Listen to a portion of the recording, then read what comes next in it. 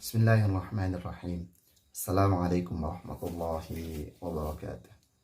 Di tengah pandemi wabah corona atau COVID-19 ini, maka kita kembali melanjutkan pembelajaran bahasa Arab part 2. Semoga kita bisa tetap istiqomah melakukan kebaikan demi kebaikan sekalipun kita dikelilingi bagaimana maraknya COVID-19 ini. Alhamdulillah wa syukurillah, la hawla wa la quwata illa billah, amma ba'd. Para pemirsa yang budiman dimanapun kita berada, kemarin kita telah membahas bagaimana kalimat dalam bahasa Arab, kemudian bahagian dari kalimat dalam bahasa Arab juga kita bahas. Kalau kita berbicara dalam bahasa Arab, pasti kita akan menemukan isim, fi'il, atau huruf. Kemarin kita telah selesai membahas tentang tanda-tanda isim. Maka pada kesempatan yang berbahagia ini, kita melanjutkan kembali tentang penjelasan masalah fi'il. Saya merujuk di kitab Kawakibut Durriyah atau Mutammimah di juz awal, juz pertama. Baik, kalau kita berbicara fi'il, maka ini agak lebih mudah sedikit dibanding dengan isim, karena fi'il ini waqtaranat bizamani, dia disertai dengan waktu. Adapun tanda-tandanya fi'il tersebut, yang pertama qad, sin, saufa, dan ta ta'nis. Ini yang umum.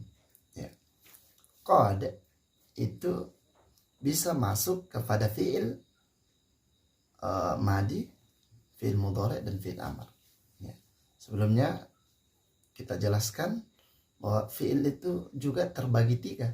Ada fi'il madi, fi'il mudhari, dan fi'il amr. Qad itu bisa masuk kepada fi'il madi dan fi'il mudhari. Contoh, qad qamatis sholatu, qad qamatis shalah. Maka itu li'ifadati takrib. Faedahnya itu mendekat, artinya hampir. Kalau qamatis shalah, kita sudah mau sholat ini. Artinya, ayo kita sudah mau sholat. Dekat sekali sudah ini. Itu namanya li'ifadati takrib. Kemudian juga kadang masuk kepada fi'il mudhari. Kalau fi'il mudhari, maka di fi'il mudhari dia litahqiq, untuk penguat. Fi'il madi juga tadi ada juga litahqiq. Fi'il mudhari sama, ada litahqiq. Contoh, qad ya'lamullah. Qad ya'lamullah. Maka ya'lamu di situ adalah fi'il mudhari karena ada qad. Itu litahqiq, penguat, sungguh Allah telah mengetahui. Kemudian sin dan saufa itu hanya masuk kepada fi'il mudhari. Sayaqulus sufaha'u minan nasi ma wallahum. Maka yaqulu itu adalah fi'il mudhari karena tandanya ada sin, sayaqulu. Kemudian yang kedua ada saufa. Kalla saufa ta'lamuna thumma kalla saufa ta'lamun. Saufa dengan, maka kalimat yang setelah saufa itu adalah fi'il karena salah satu tanda isim tadi adalah saufa, dan bisa dipastikan dia adalah fi'il mudhari karena sin dan saufa ini masuk kepada fi'il mudhari. Kemudian yang selanjutnya adalah ta ta'nis sakinah. Ini hanya masuk kepada fi'il madhi saja. Qamat, ya, yang menunjukkan untuk domir hiya, orang ketiga tunggal untuk perempuan. Kita membicarakan dia perempuan telah makan. Akalat, Fatima akalat ar-ruzza. Fatima telah memakan nasi, ya, akalat. Maka kalimat akalat bisa dipastikan dia adalah fi'il madhi.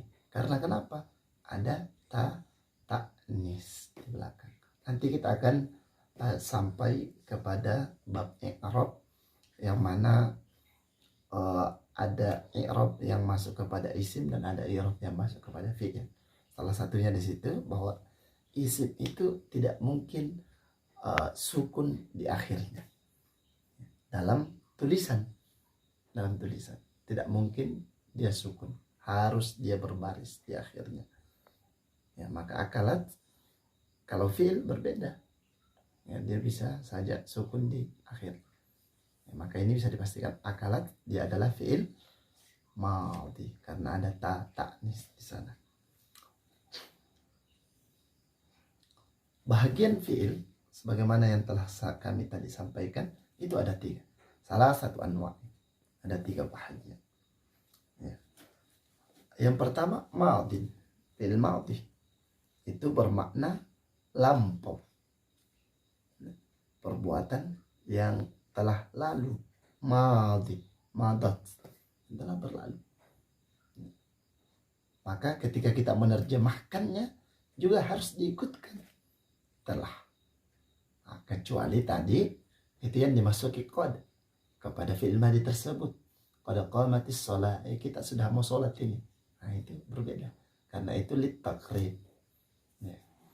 Kalau yang lain itu artinya memang sudah berlalu, ya. Dan ini, ya, diketahui tadi salah satunya ta'nis. Ada ta'nis masuk di fi'il madhi tersebut, ya. Kemudian ada beberapa kata, beberapa kalimat yang mana kalimat tersebut, ya, juga diikutkan di dalam fi'il madhi. Contohnya ni'ma, bisa, laisa, asa, sekalipun ada perbedaan di sana, tetapi yang paling sahih itu adalah fi'il madhi, diikutkan di fi'il madhi. Kemudian yang kedua, bahagian dari fi'il adalah fi'il mudhari. Ya. Fi'il mudhari ini juga nanti kita akan sampai mempelajari ada namanya huruf jazam yang masuk kepada fi'il mudhari. Lam bersama kawan-kawannya. Ada juga huruf nasab yang masuk kepada fi'il mudhari, an dan kawan-kawannya. Itu juga merupakan tanda dari fi'il mudhari ini. Nah, dan la budda fi awwali, tidak boleh tidak di awal dari fi'il mudhari itu ada kalimat anita, atau kadang ada yang mengatakan na'aitu. Anita hamzah, nun, ya, dengan ta. Yaf'alu yaf'alani yaf'aluna, taf'alu taf'alani yaf'alna, taf'alu taf'alani taf'aluna, taf'alina taf'alani taf'alna, af'alu naf'alu. Ya, kalau bukan ya di awalnya hamzah, kalau bukan hamzah nun atau alif atau ta, ya. Kalau di domir huwa humahum sampai orang ketiga tunggal sampai orang ketiga jamak, kemudian yang mukhatab, ya, itu memakai ya atau ta, ya. Kalau untuk mutakallim wahda itu memakai alif, memakai hamzah, af'al. Kalau ya mutakallim atau awil mu'adzami nafsah, Kemudian mutakallim ma'al ghair yang berartikan kami itu memakai nun. Ya, naf'al. Itu saja. Nah, maka tasrifan sorof itu perlu kita pahami. Ya. Yaf'alu. Yang jelas kaidahnya itu tadi ada anita di depannya. Yaf'alu, yaf'alani, yaf'aluna. Nanti juga bisa berubah, kadang ada yang mazid yuf'ilu, yuf'ilani, yuf'iluna, yastaf'ilu, yastaf'ilani, yastaf'iluna. Begitu saja. Ya, untuk memudahkan nanti lebih jelasnya itu silakan dibuka di buku sorofnya. Kemudian fi'il mudhari ini bermakna sedang. Untuk lebih mudahnya kita pahami, dia bermakna sedang, pekerjaan itu sedang kita lakukan atau akan kita lakukan. Ya, akan kita lakukan. Maka yakulu, oh dia sedang makan, atau yakulu dia akan makan. Nah, tergantung nanti siakul kalam. Bagaimana siakul kalamnya. Selanjutnya yang ketiga adalah fi'il amar. Ya, fi'il amar ini untuk mudah kita pahami, dia adalah kata perintah. If'al, perbuatlah. Ukul, makan. Atau iftah, bukalah. Ini artinya kalimat yang memerintahkan. Qul ya ayyuhal kafirun. Qul, katakanlah. Itu adalah kata perintah. Ya, sehingga wasta'inu bis sabri was shalah. Ista'inu, itu adalah kalimat perintah. Maka itu adalah fi'il amar. Dan fi'il amar itu hukum asalnya jadi sukun di awalan, akhirnya. Uf'ul, uf'ula, uf'ulu, uf'uli, uf'ula, uf'ulna. Nah, itu tasrifannya. Salah satu tandanya dari fi'il amar itu wa yu'rafu bidalalatihi ala talabi wa qubulihi ya al-mukhatabati. Ya. Tandanya diketahui menunjukkan kalimat tersebut, kata tersebut, ya, fi'il tersebut, fi'il amar tersebut menunjukkan kalimat menuntut atau perintah, menuntut kita untuk perintah. Bukalah, engkau bukalah pintu itu. Beda kalau dia telah membuka, atau kalau dia telah membuka berarti dia adalah fi'il madi, fataha. Kalau dia akan membuka, yaftahu, atau dia sedang membuka. Kalau iftah, buka, engkau disuruh membuka. Begitu. Dan domirnya tadi domir anta, antuma, antum, anti, antuma, antuna. Domir mukhatab semua. Artinya kalimat mukhatab itu ya, orang berhadapan, berbicara. Ya, bukan memakai yang goib. Ya, bukan yang memakai goib.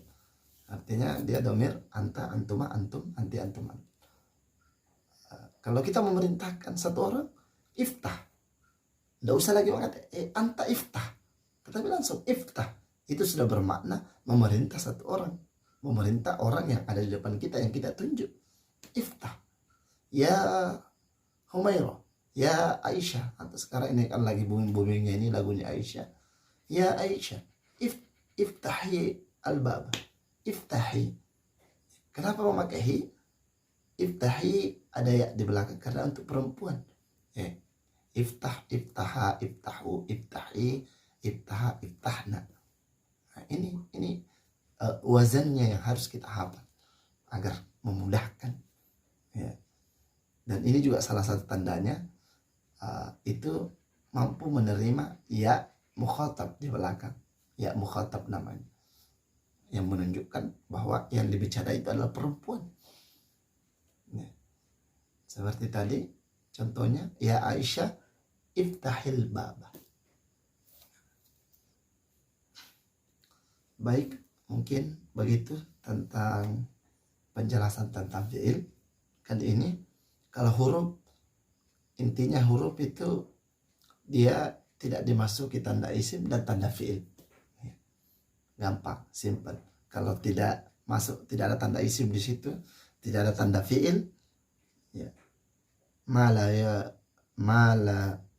yasihhu ma'ahu dalil ism wala dalil fi'il. Artinya ya memang tidak dimasuki tanda isim dan tanda fi'il, seperti contohnya hal, fi, lam. Dia adalah kalimat, atau lebih mudahnya dia adalah kalimat penyambung, ya, yang penyambung saja, tidak sempurna. Itu terjemahannya kalau hanya huruf tersebut, ya. Atau itu tadi, kalau sudah tidak ada tanda fi'il, tidak ada tanda isim, berarti dia adalah huruf, ya. Dan ini kebanyakan huruf ini dia satu huruf atau dua huruf saja, seperti bi, bismi, bi, ya bi di situ huruf jar, atau ya, dua huruf lam, hal, ya, atau yang satu huruf a, ya, ya.